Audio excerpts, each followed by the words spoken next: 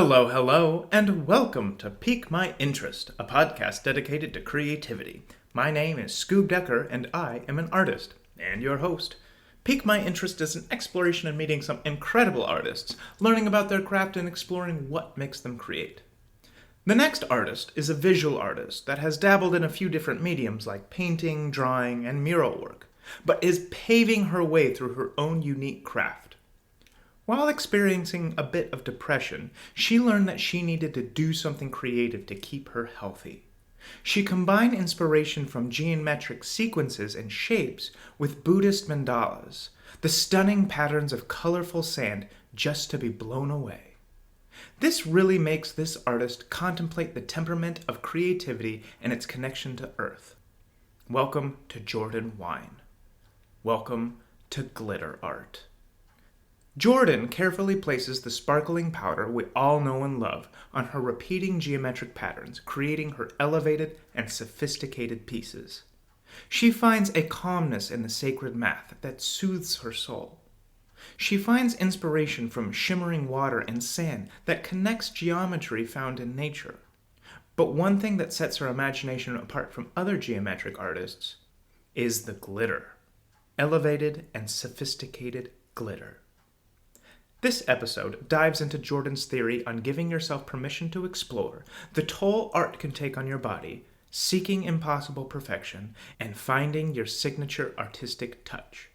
This episode was recorded on November 25th in the Washington, D.C. area. I hope you look up their work and your interest is piqued.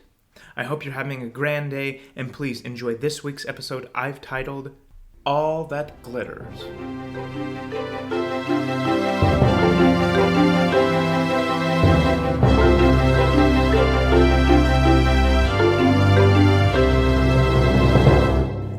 Hello, and welcome to Pique My Interest. I am currently in Bethesda, just outside D.C., sitting in this incredible studio with this awesome artist. How are you doing today? I'm doing great. Awesome. Have you done anything interesting lately? I just hung and opened a new solo exhibition, actually. Woohoo! And before we get into that, please, pique our interest. Tell us about you. What is your name and where are you from? My name is Jordann Wine, and I am from Bethesda, Maryland. And what is your craft? I'm a visual artist who focuses on geometric abstraction, so that means pattern making with shapes and lines. Mm-hmm. Mostly use glitter as a paint medium. I also do mural work and some paintings and drawings, but glitter is really what I've focused on and I'd say I'm more known for. Yes, I was just about to ask, what is your specialty within your craft? But I think you answered glitter. Is there anything that you do with the glitter that might be a little different than anybody else who works with geometric patterns? Well, I've seen very few artists that work with glitter. Mm-hmm. So that alone just kind of makes it different. I really only found 3 other artists that work with glitter, and they've used it in a variety of ways, like raw glitter. Whereas I've seen people use glitter mixed in resin or in their paint or as an embellishment, but a painting purely out of glitter, I haven't met a lot of other artists that do that. And then artists who do work with geometric abstraction, I've seen a lot of painters or drawers or sculpture, but not this kind of alternative medium use. Yeah, when I was researching Jordann, I found she does a lot of triangle work, and it's very geometric, and she does a lot of mandalas as well. Mm-hmm. But what really piqued my interest was this glitter work, and the geometric forms and the vibrancy of every piece is just stunning. So I just want to say thank you for that and pursuing your art career and showing us a little bit of your creativity. But before we get into that, what's your background? Do you have any education in painting or glitter making? Glitter making's been trial and error. But since I was 5, started taking art classes. I've always loved art. In high school, I took 2 art classes a year, my last year of high school. In college, I got a minor in studio art, but I would say it was very unimpactful for me. I ended up studying business, and I was in a program that was individualized study, so I could create my own kind of concentration, and I studied at the time sustainable entrepreneurship, which was the idea of like not just thinking about social responsibility but also thinking about environmental responsibility.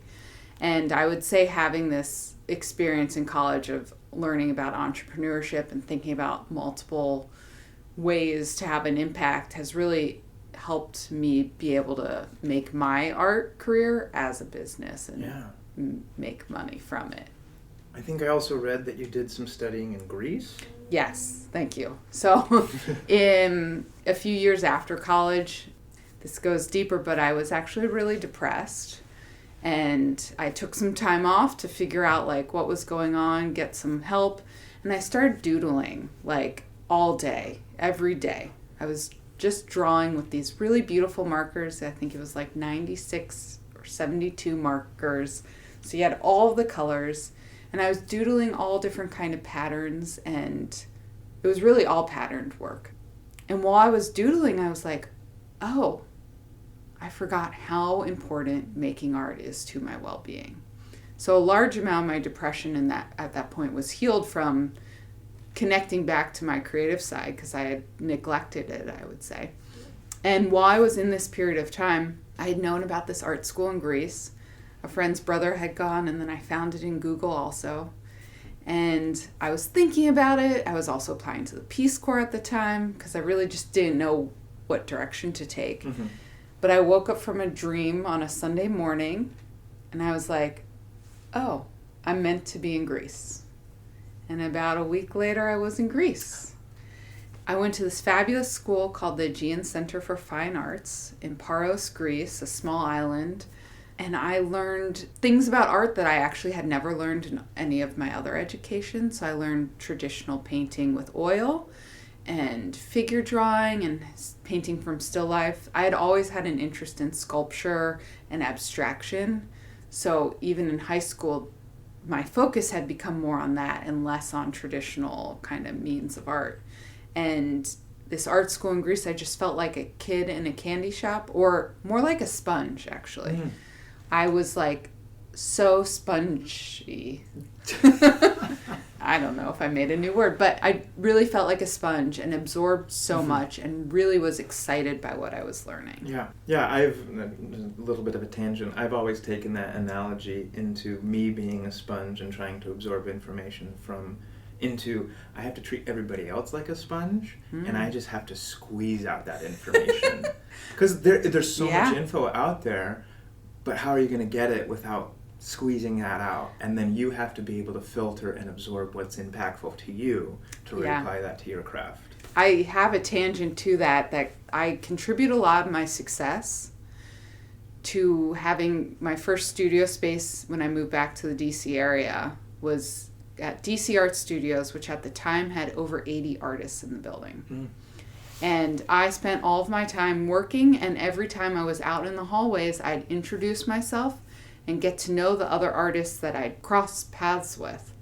And I would take information and absorb it and figure out how to use it to build my art practice.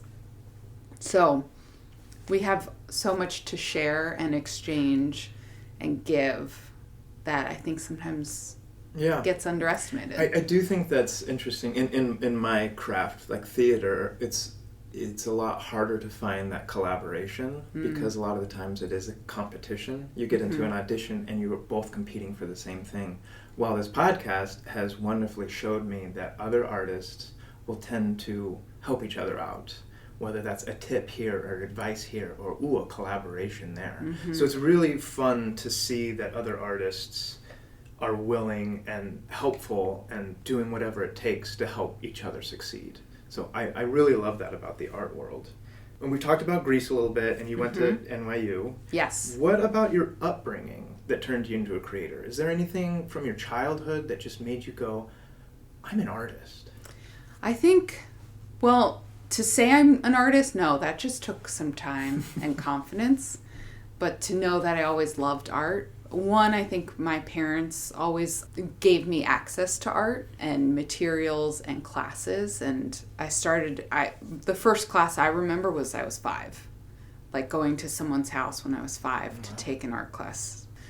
I really remember some of what I made there. But I also have this really fond memory of a sand mandala coloring book kit, basically. And this was like a sticker color by numbers. So you'd pull up a little section that had a number, and you could pour a little sand of that certain color onto it. And then when it was all done, it was basically a sand mandala. In Buddhist traditions, there's these sand mandalas that are on the floor that monks create, and then they blow them away at the end. And this was like a neon version for children that was permanent. But now I look back on my work and remember that sand mandala kit and am not surprised that I've developed my work to where it is. Yeah, the Buddhist mandalas are so interesting because they spend hours and hours on this, and just to be blown away. And from somebody who loves collecting art and holding on to that, to me that's just like, ugh! But I completely understand the methodology and the reasoning behind it. Yeah, the practice of non-attachment is incredible. Yeah. So earlier today, we went to the Strathmore Mansion where we got to see some of your work, and we got to walk around, and I got to ask you a few questions. First and foremost, what piqued your interest about geometric patterns? Why geometric abstraction?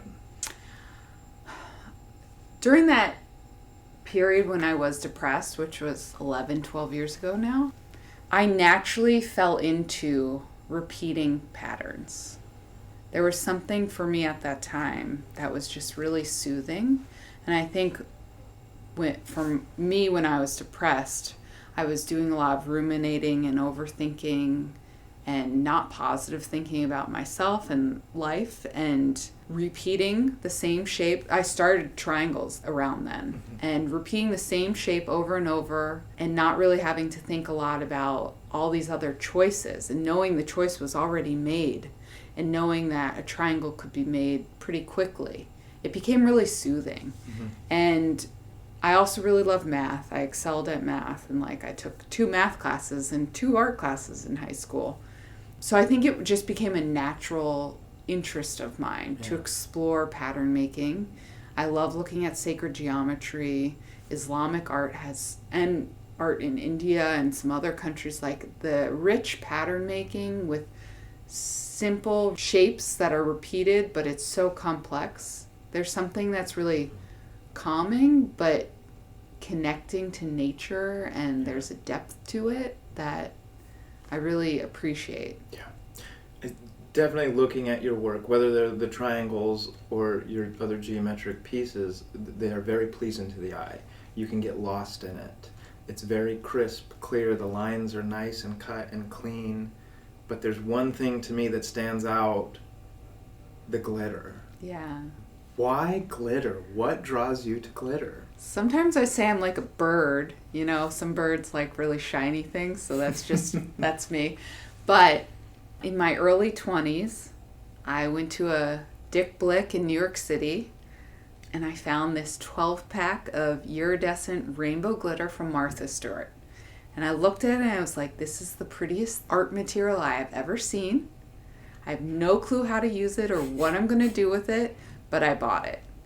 And I held on to it for 2 to 3 years. I think I made 1 or 2 things in that time using a mandala pattern actually from the Sand Mandala book. And I glittered it. And otherwise I didn't know what to do. But I brought that 12-pack of glitter with me to Greece, and in my free time outside of kind of the classwork, I started making some glitter art. And I explored, in the first piece I explored, it was all squares. So I think it was a grid of 11 or 12, I can't quite remember, but I have the piece. And it was like a checkerboard basically, but rainbow. So started with one color in the center diagonally, and then changed in the gradient as you went out to the other corner. And I made 4 pieces of that so that when I assembled it, it could either be placed like a diamond or an X. And I even framed it so it could be reversed and changed. Pull the backing off and change it. And then I explored a little more with glitter and did a self-portrait. So I combined kind of what I was learning in the art school in Greece with using the glitter. And I was sick in bed, so I took this photo of my legs, and you can see this beautiful door and some light coming through it in Greece.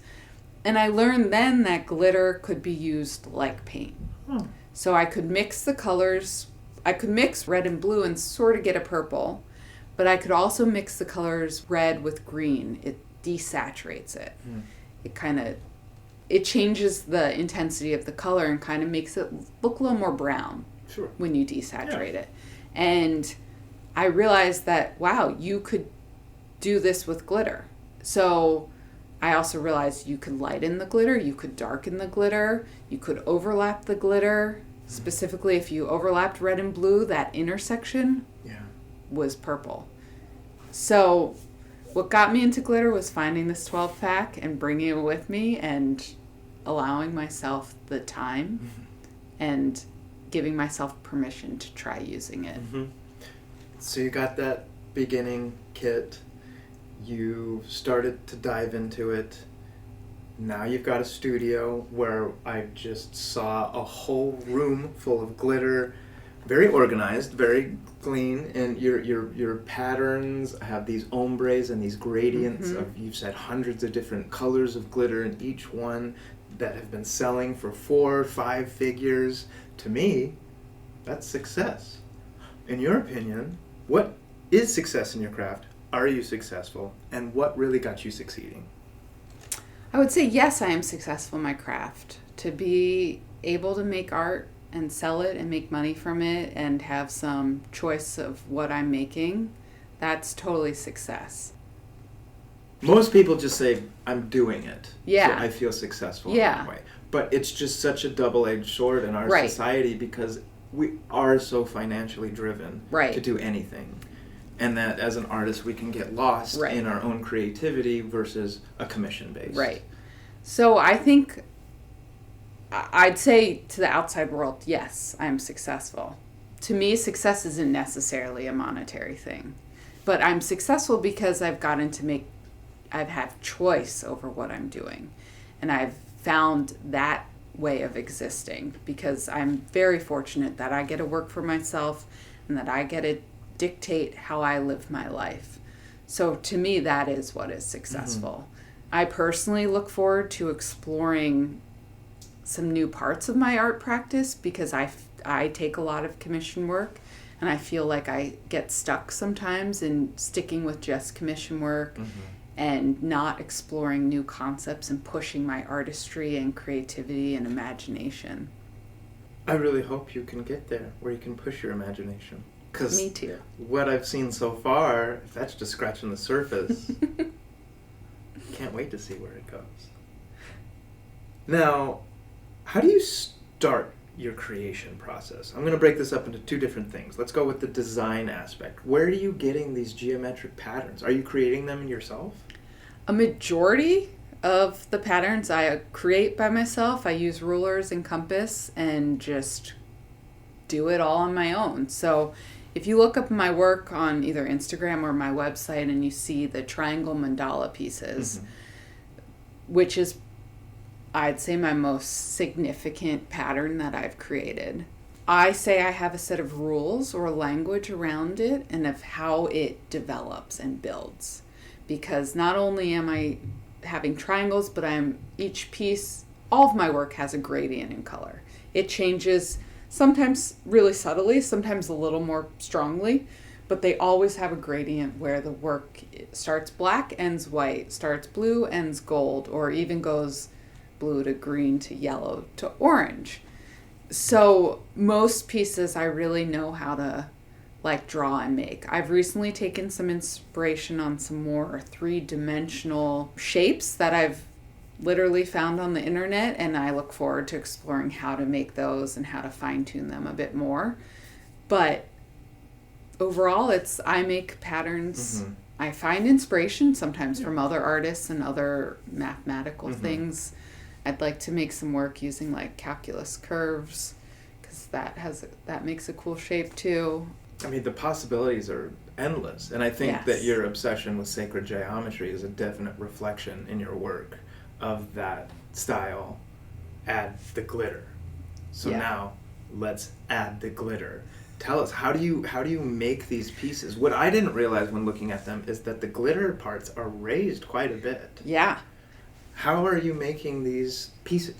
A whole bunch of glitter, glue, and time and patience. So overall, the work starts out with a drawing on a painted wood panel. I use wood because I've tried on canvas, but I like the solidness of the wood panel. The glue gets to be heavy, and the work just looks good on a really flat surface.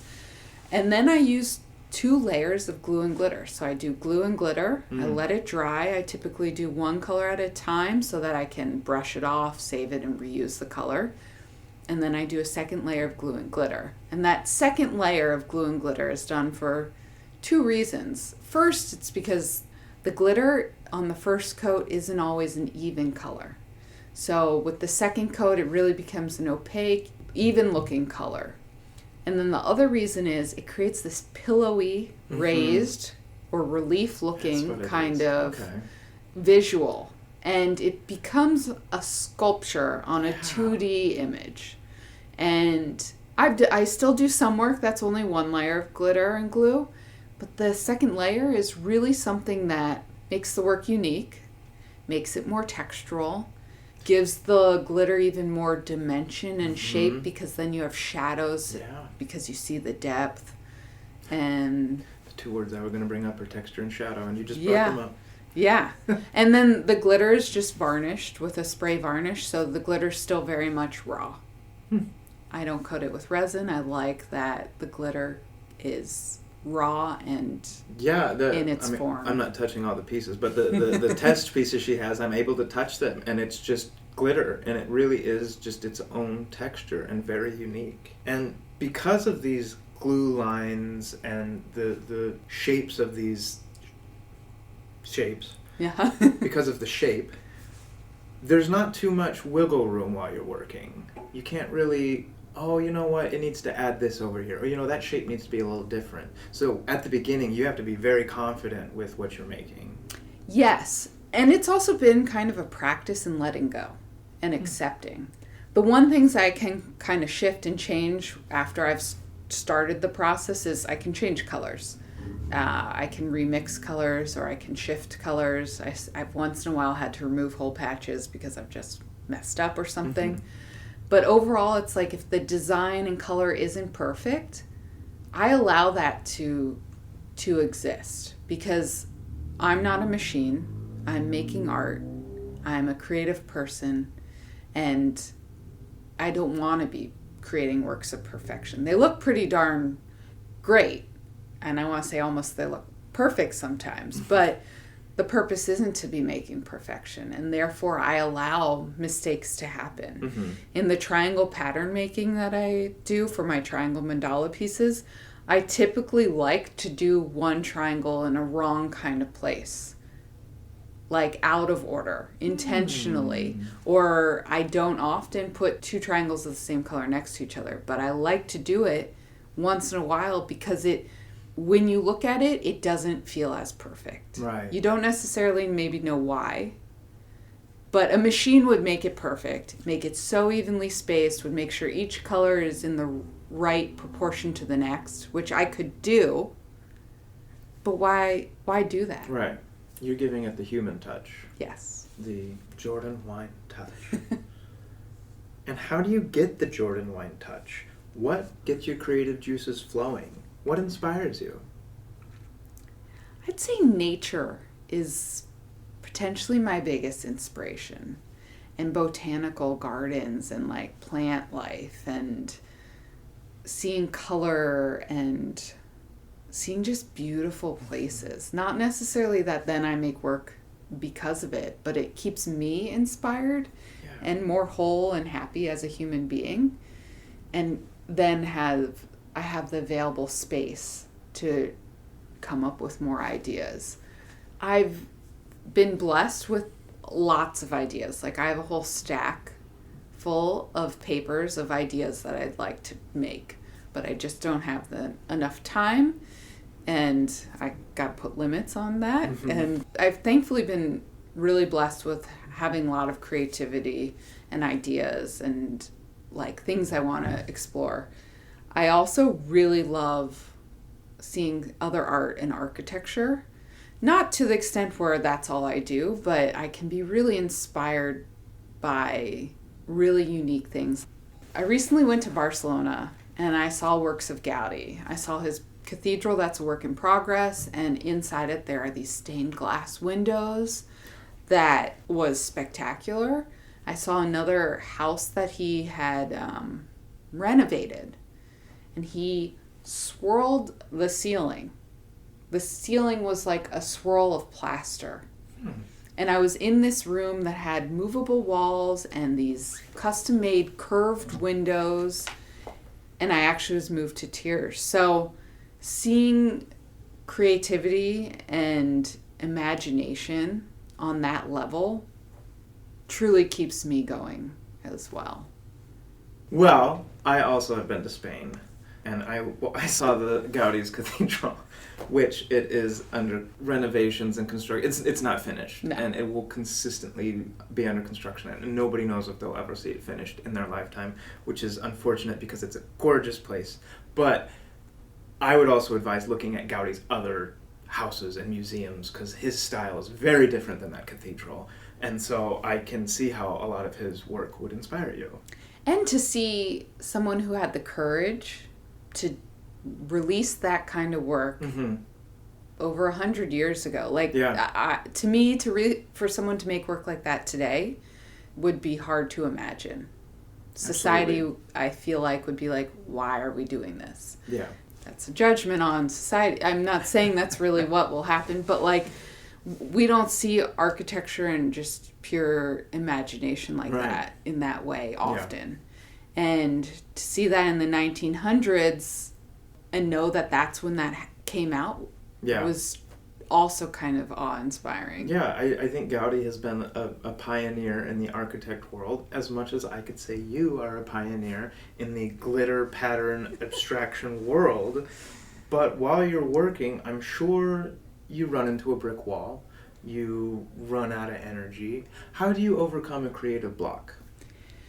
I would say it's not a creative block. It's a energy or burnout kind of challenge for me.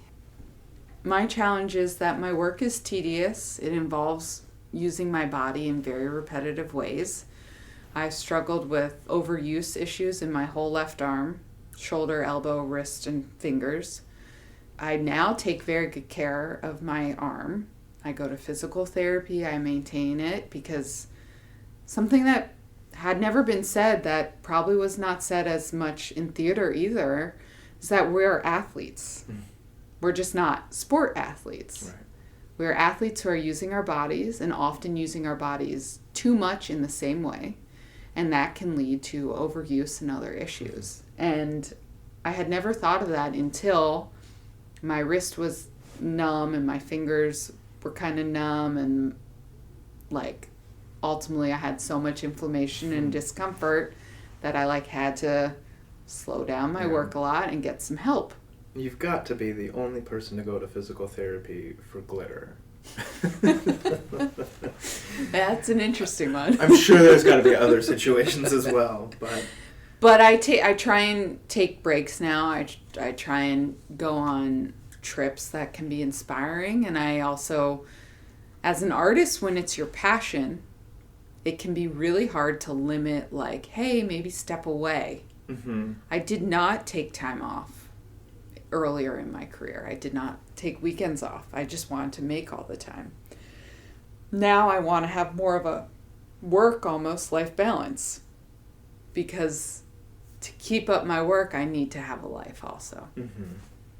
Yeah, you mentioned that you like to travel while you're trying to find inspiration or whatnot. Do you have any other hobbies that might contradict your craft, that might take you out of it, or they might complement your craft? I mean, you said you like to go into nature, whether that's hikes or whatnot. I find it interesting that glitter is a kind of representation of sand, which we've talked about a little bit, as well as in your bio, you talk about it being compared to water, which is very different than sand. But what hobbies do you have? And I guess that leads into the sand versus water, and how are those connected? Yeah, so I'll start with hobbies. I love plants, so I definitely am a plant hobbyist and at one point in my life, had over 60 plants in a 1-bedroom apartment. Oh. That kind of plant person. I have less now.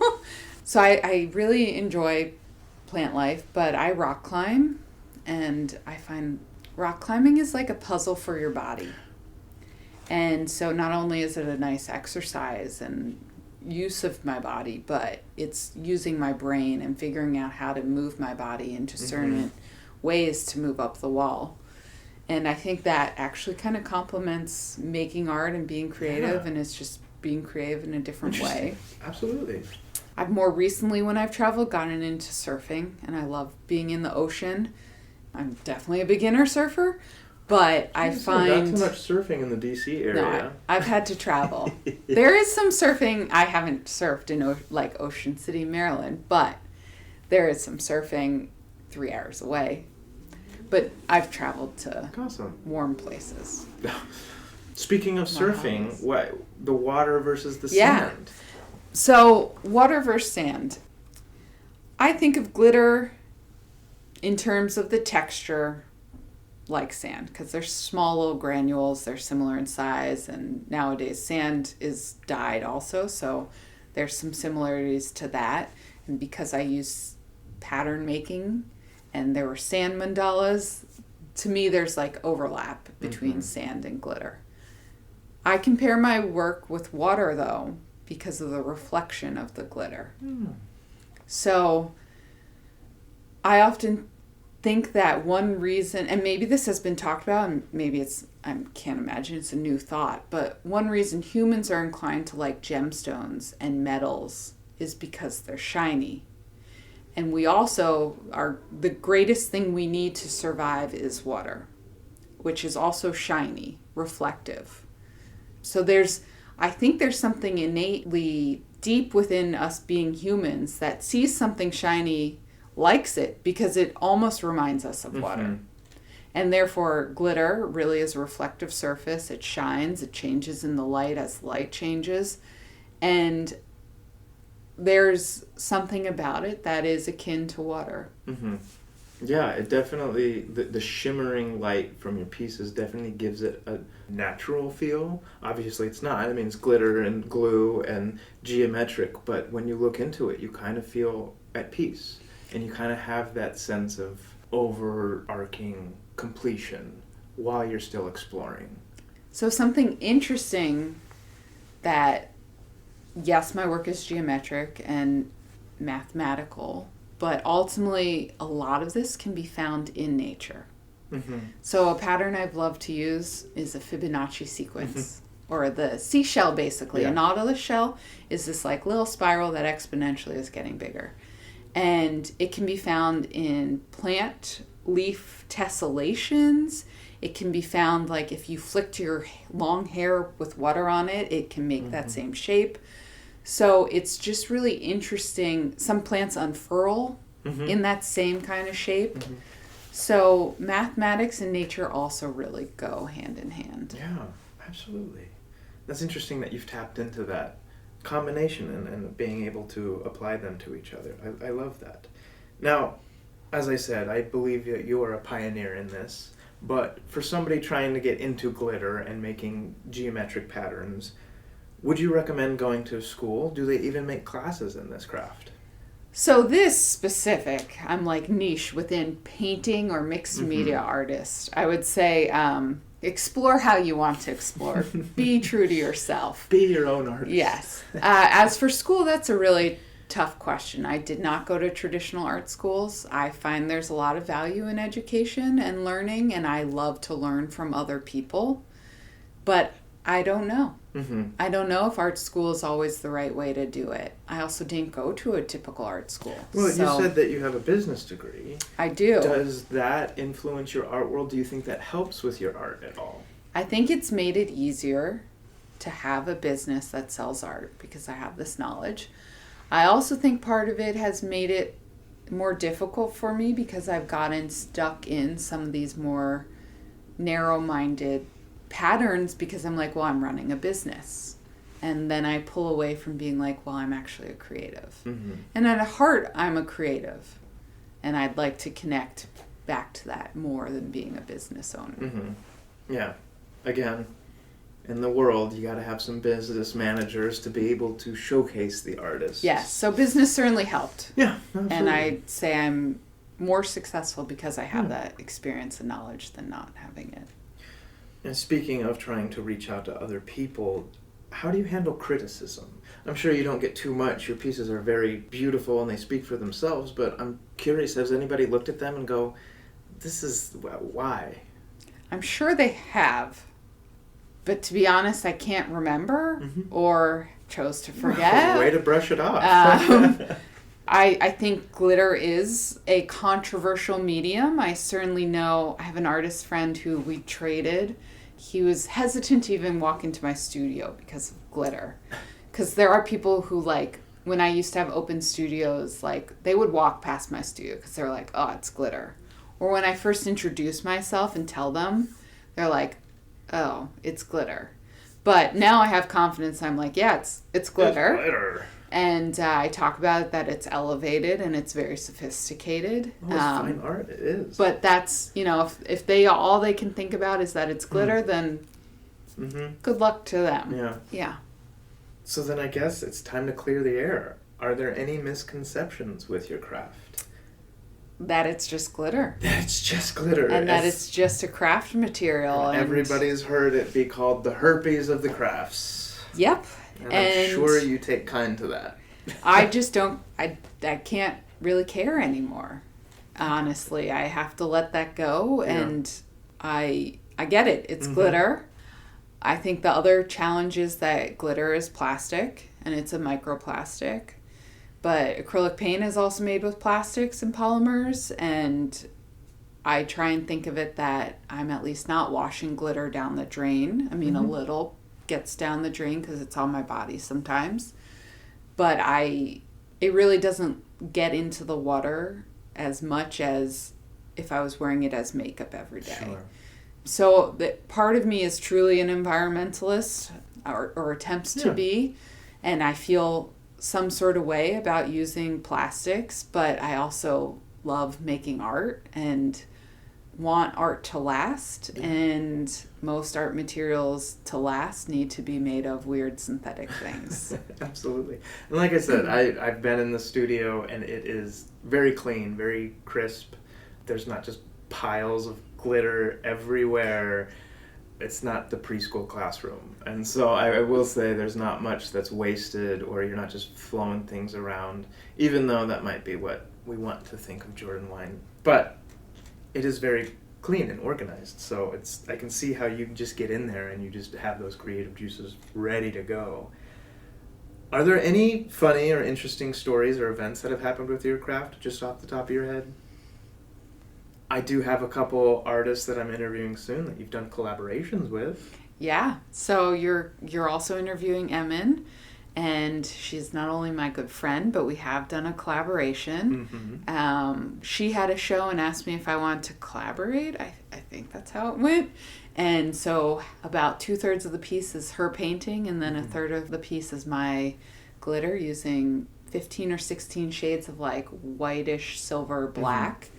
In triangles. At my current solo show, which is actually a duo show with Rashad Ali Muhammad, he uses, you are not interviewing him, but he uses silk flowers, and we did a concentric circle bullseye with a mixture of glitter and flower petals. It was gorgeous. And one thing that's really cool about the DC area, I think, is that there is like a collaborative community sense of the artists here, and the other artists you're interviewing, I know both of them, or all three of them, and I think that's something that's really lovely. Yeah, that's when I was researching DC artists, who's my next Pique My Interest artist, and I just found a plethora, a handful, and all of them have just been super wonderful, and let's get coffee. Like, I don't even want to do the interview today. Let's just get coffee. And so it's been really cool to see the art community be supportive of each other, and especially with somebody who's doing a very different craft, and to be welcome and say, I do painting, or I do silk petals. Let's add glitter. And they just form these really unique combinations into these really beautiful pieces. So I guess the next question is, what's next for the world of glitter geometric? Are you planning to do more collaborations? That I'm not planning, but I would like to. Yeah. I have no plans for it, but I've really enjoyed the process of it, and I've actually kind of thought of having a collaborative show. Like, I've not talked to anyone about it, but in my mind I've been like, how cool would it be is if like a few of my favorite artists or people I know then chose someone that they know and want to work with, because I think it's important that they already have some form of relationship with the person, so there's some level of comfort, because sharing your art is not always easy. But how cool it would be to have a show that is like that, that's just collaborations. And I personally would love to collaborate with a few artists and see what happens. And I do know, as an artist, it is hard to show your work and your pieces and yourself. So I just want to say thank you for being here and being able to share yourself. What's next for you personally? What's next for Jordann Wine? Well, I'm taking some time off. I'm going to do a little more traveling, get it back out in that ocean. But I also hope to really spend some time exploring within my studio and seeing what else there might be for my practice. Push the imagination. There we go. Maybe that's like a theme I need to paint somewhere. Yeah. Because I have really been in geometric abstraction and glitter. I have an interest in figurative work, like the body, the human body. I have an interest in nature and plants and flowers. I also love exploring different mediums. I've done some collaborative work with my brother in wood. And so I think I'm ready to kind of push my comfort zone and try some new things. Whether or not they'll look good, who knows? But I have to give myself that kind of permission. Yeah. And explore. Yeah. Absolutely. Well, where can we see your work? My website, which would be Jordann, Jordann. I got 2 N's. Wine, WINE.com. 1 N. Yes. Or Instagram at Jordann with 2 N's, wine like you drink. Thank you for having me, Scoop. I can't thank you enough for joining me and piquing my interest. Is there anything else you'd like to say before we wrap up? I'd just like to thank you for reaching out to me. I've done a few different interviews and think this is really cool that we get to do it in person and get to meet, and I've really enjoyed it. Oh, thank you. I do take pride in doing all of these in person, and I just think Pique My Interest is the awesome exploration for me to meet these artists and not only become artist colleagues, but also friends. So thank you for that. And I do end with one question. If you could excel at any other craft other than your own, what would you want to do? Having a lot of land and building my own kind of farm, artist residency, homestead, commune, conglomeration. I'm not exactly sure what it is, but I would love to build beautiful space in nature and have access to more plants and kind of be a landscape architect in some ways, permaculture design. Well, I just hope I get the invitation one day. And thank you to all my peakers out there. Please let me know if you know of any special or unique artists or art forms you think I should explore. I am currently in Bethesda, just outside District of Columbia, and can't wait to see where Pique My Interest takes me next. Remember, creativity comes from the heart. Push yourself. Be kind to each other. I'm Scoop Decker, and thank you for helping me pique my interest. Thank you for having me, Scoop.